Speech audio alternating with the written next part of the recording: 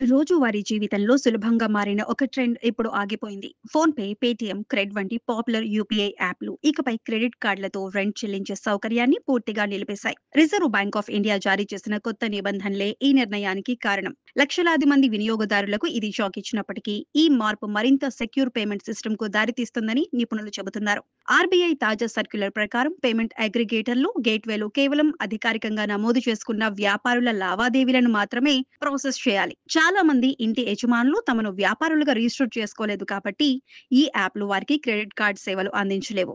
అంతేకాకుండా కేవైసీ నిబంధనలపై ఆర్బీఐ తీవ్ర ఆందోళన వ్యక్తం చేసింది.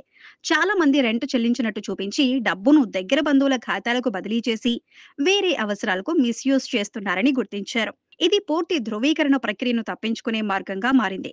దీనివల్ల ఆర్బీఐ ఈ కఠిన చర్యలు తీసుకుంది. గత కొన్నేళ్లుగా క్రెడిట్ కార్డుతో అద్దె చెల్లించడం ఒక సూపర్ హిట్ ట్రెండ్ గా మారింది. ఎందుకంటే పెద్ద మొత్తాల చెల్లింపులతో రివార్డు పాయింట్లు, క్యాష్ బ్యాక్ లభించేవి. ఇది ఫ్రీ మనీ లాంటిది. అంతేకాకుండా 45 నుండి 50 రోజుల వరకు వడ్డీ లేకుండా గ్రేస్ పీరియడ్ ఉండటం, ఆన్లైన్ యాప్ల ద్వారా ఒక్క క్లిక్ తో సులభ చెల్లింపు, ఇవన్నీ దాన్ని అన్రిజిస్టబుల్ చేశాయి. ఫలితంగా యువత నుండి మిడిల్ ఏజ్ ప్రొఫెషనల్ వరకు లక్షలాది మంది ఈ పద్ధతిని అలవాటు చేసుకున్నారు.